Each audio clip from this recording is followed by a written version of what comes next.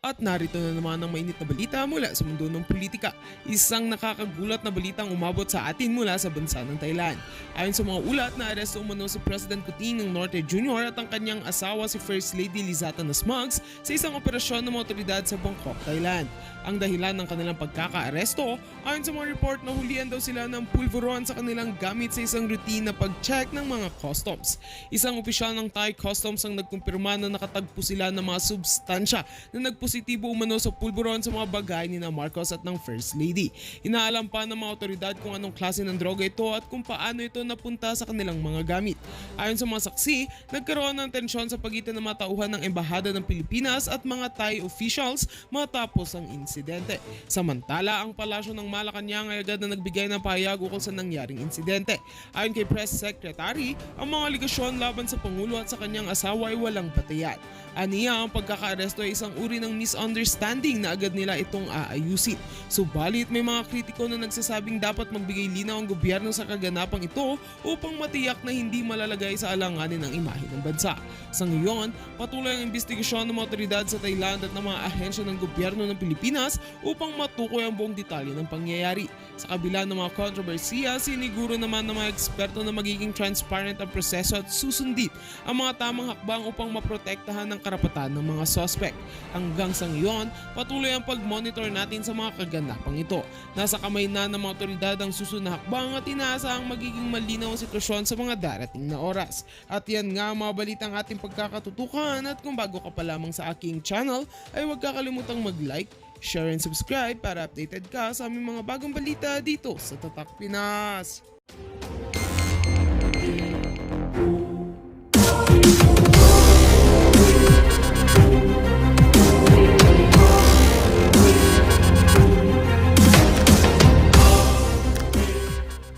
All over the Philippines. Kaya naman ang bangag ninyong presidente ay na-windang. Nagbago na siya ngayon ng statement. Alright. Ang sinasabi niya dito, ito daw ang ginawa ng INC. Tignan muna natin ang statement. Here we go. Ang statement, dahil sumagot siya dito sa statement ni Enrile nga, di ba? Yung statement kasi ni Enrile, ito. Ang sabi ni Enrile dyan, there is a bigger question. Can the INC with all its members amend the Constitution or suspend or any of its provisions? Di ba? Yun ba yung rally na yun ay pwedeng gawin ng INC na mag-amend o mag-amyenda, di ba? O magbago o mag-suspend ng konstitusyon. Sabi ni Enrile, are we prepared to discard or sacrifice the value of rule of law for a person or a group of persons? Impeachment is just a constitutional legal process to remove a government official from his office if there is a ground and evidence to support it. The impeached official is not going to jail by the mere fact of his impeachment. As a nation and a state, we will incur a very detrimental precedent if we follow the logic implicit in the INC rally that they mounted. Are we prepared and ready to face the long-term consequences of that INC move? Ano ba yung consequence ng INC move anyway? Nagwala ba ang INC? Naging violente ba sila? Sila lamang nga actually. Sabi ko nga, kung ako lang ang masusunod, dapat diretso ng Malacanang yan at hinila na yung pitoy ni Bangag na kasi liit ng... Anyway, mga palangga. Then, nagsagot dyan, nag-epal dyan ngayon si Bangag Jr. Ang sabi ni Bangag Jr. dyan, mga kababayan, referring to Enrile's statement, si Enrile daw is one of our best legal thinkers in the country. Oo, magaling naman talaga yan. Illegal thinkers, not legal thinkers. Imagine mo, sabi ko nga, ano ba ang nai-contribute ni Enrile kung hindi pagtatraidor sa bayan natin? O, traidor. Okay, sabi ni Bangag, tama daw si Enrile, there is a consequence. There will be a precedent. It will be very problematic. So yung ginawa daw kayong mga INC members, lahat po kayo ay ang inyong naging hakbang para sa peaceful rally ay magkakaroon ng president at magiging problematic daw ang ating bayan. O, ang sabi ni Bangag, the House doesn't have a choice and the Senate doesn't have a choice once the impeachment complaints are filed. So dito nagsusuntukan na naman ang sinasabi ni Bangag na hindi siya sang-ayon sa pag-impeach kay Bangag. The reason why nagkaroon ng ganoong peaceful rally, ang sabi nga, ang statement nga ng INC dyan ay sila ay tumugon sa panawagan ng gobyernong Bangag na hindi tama na ibuhos ang pera, atensyon ng taxpayers' money sa nag-iisang vice president para punteryahin sa halip ay tumutok sa mga isyong panglipunan na kinahaharap ng ating mamamayang Pilipino sa mataas na bilihin, services, water, kuryente, krimen, at kung ano-ano pang mga isyong panglipunan and corruption.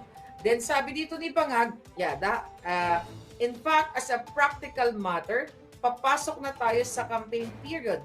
Wala ng congressman, wala ng senador. Okay? Wala na raw senador dahil nangangampanya na sila. Yun ang sabi ni Bangag.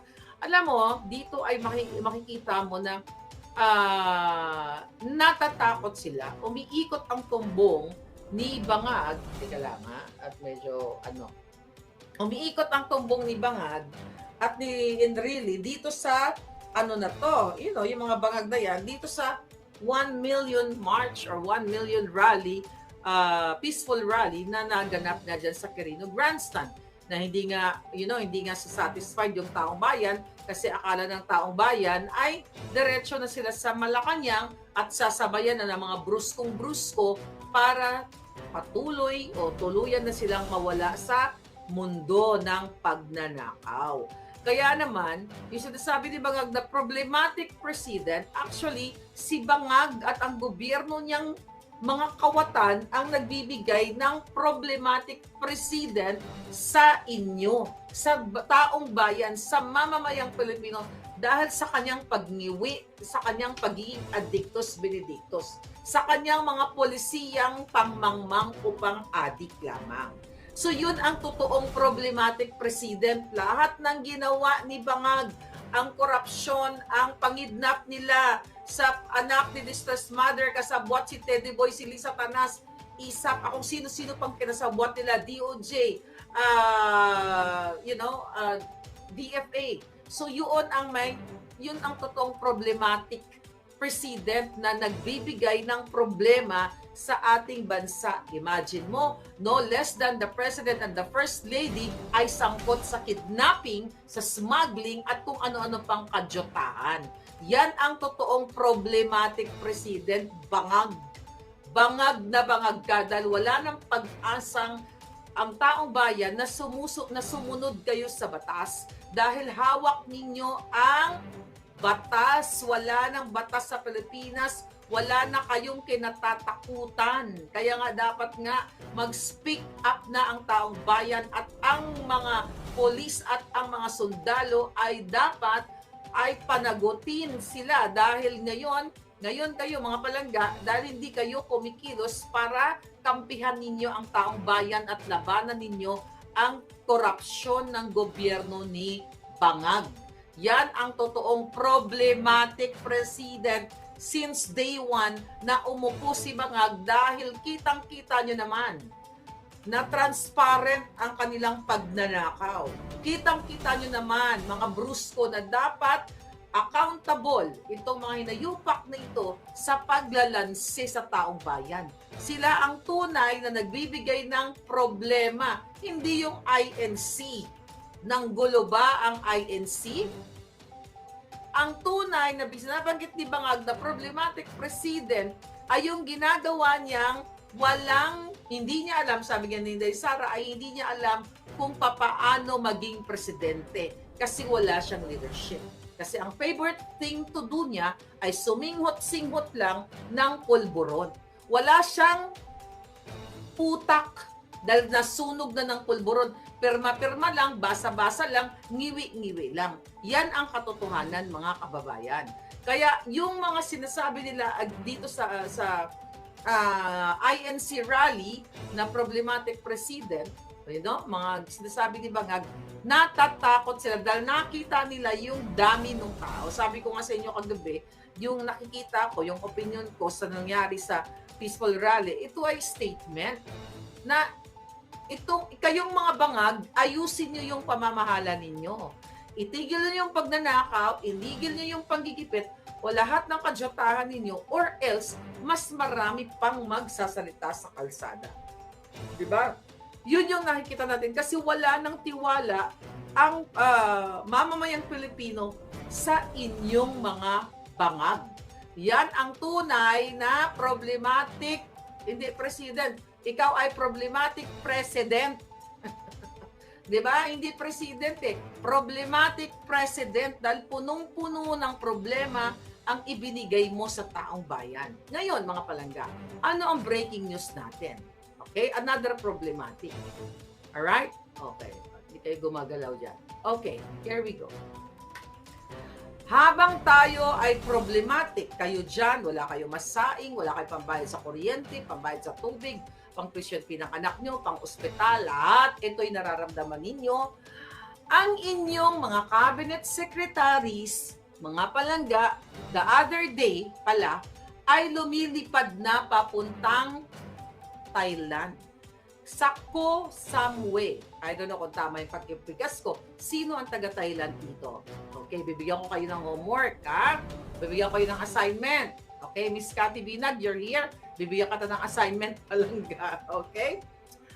Habang kayo ngayon ay namumroblema sa buhay ninyo, ang mga cabinet secretaries ay pupunta sa Koh Samui,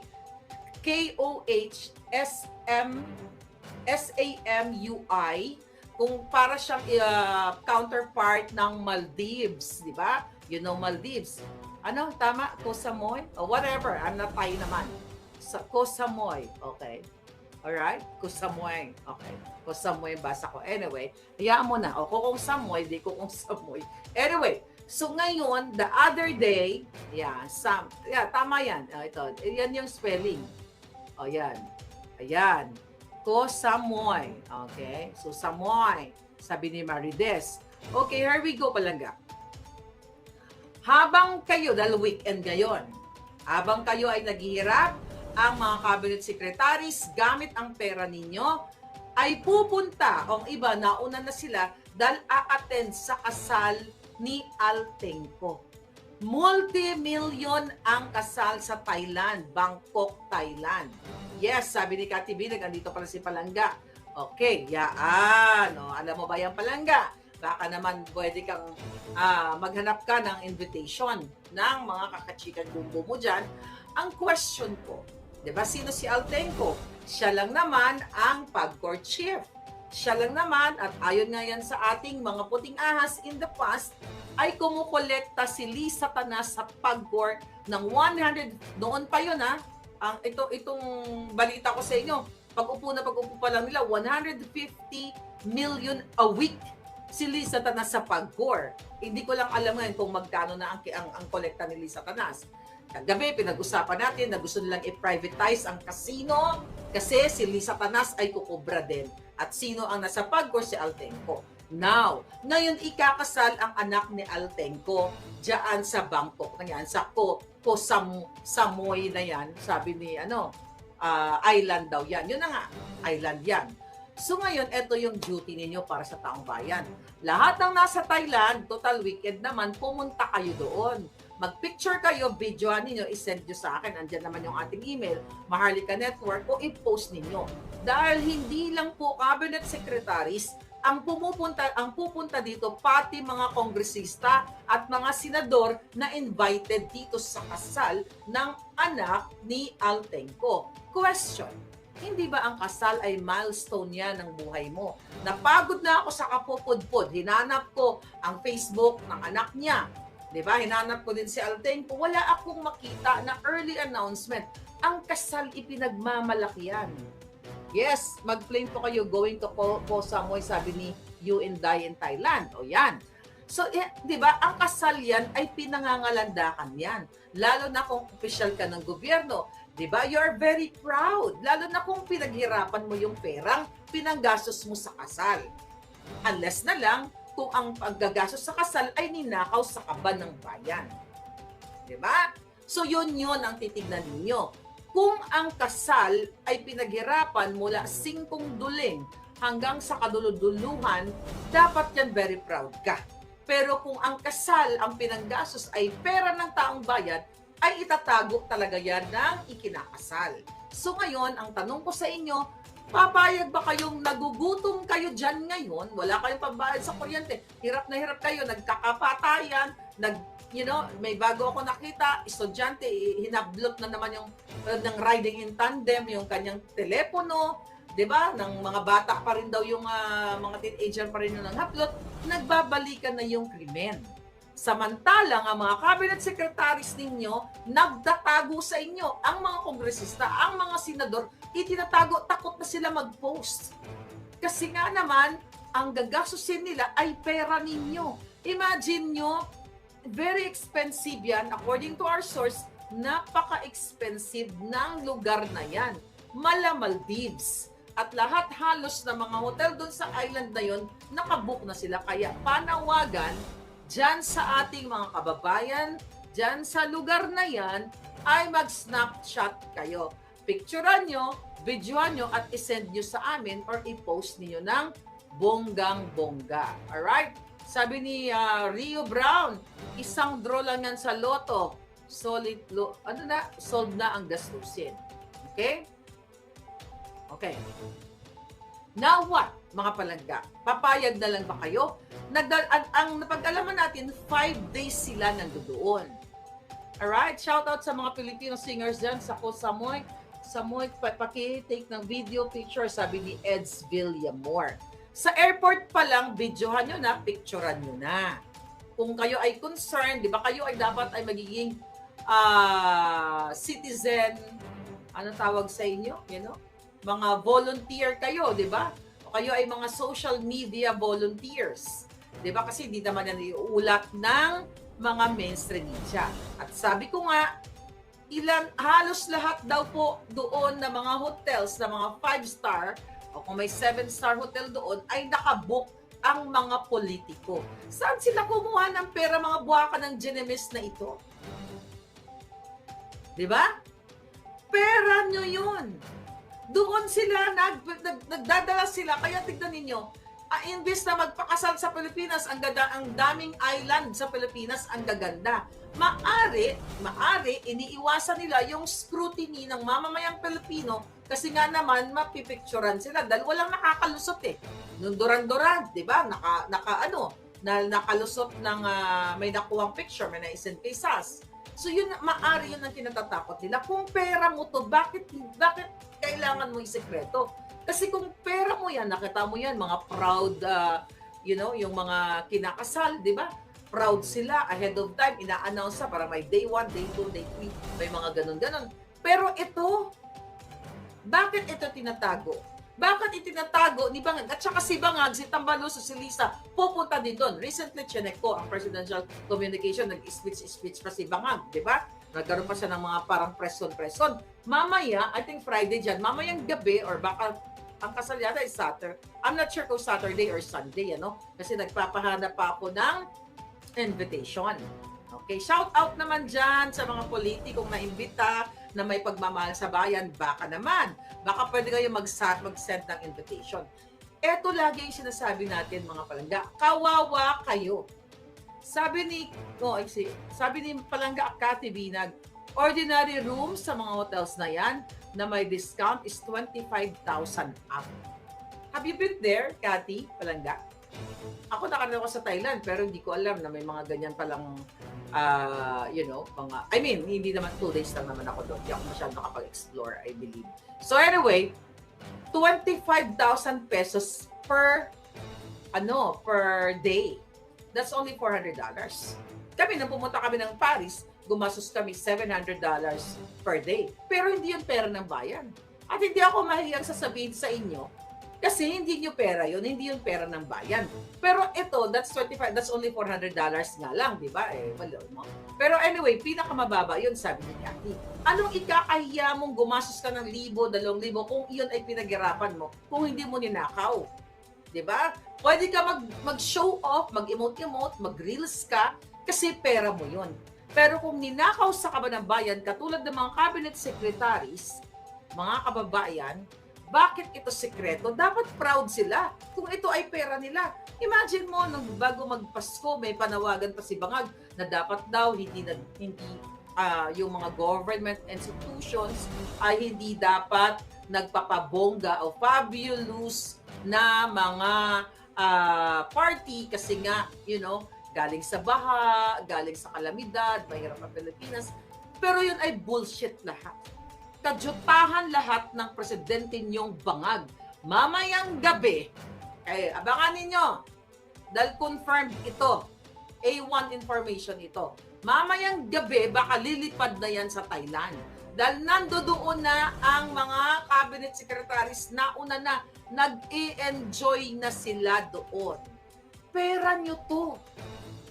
Pera nyo to lahat palangga. Isinisikreto sa inyo. Pera ng bayan to. Ulit-ulitin ko sa inyo. Kung pera nila to, bakit sikreto? Katulad ng ginawa sa Duran-Duran. Isinikreto nila. Lahat. Wala na ba talaga kayong malasakit, mga bruskong mga pulis at mga sundalo? Alam ko, galit na kayo sa mga Bangag. Unless na lang kung bangag kayo. Ayaw nyo ba talagang umayon sa katotohanan? Ayaw nyo ba talagang kumampi sa taong bayan na sumumpa kayo? Nangako kayo sa flag at sa Diyos na gagawin nyo ang inyong tungkulin para sa Diyos at bayan. Pero nakita nyo na wag na kayo magmangangan, mga giatay kayo. Diba? Sabi ni Joan Pantoja, party sila dito, party sila doon. Exactly, mga kababayan. Ano pa ba? By the way, di ba? Ano ba yung isang title natin? Yung na-ulat ko sa inyo. Yung backdoor ni Lisa Tanas kay President Trump. Okay? Mukhang hindi napagbigyan si Kitan.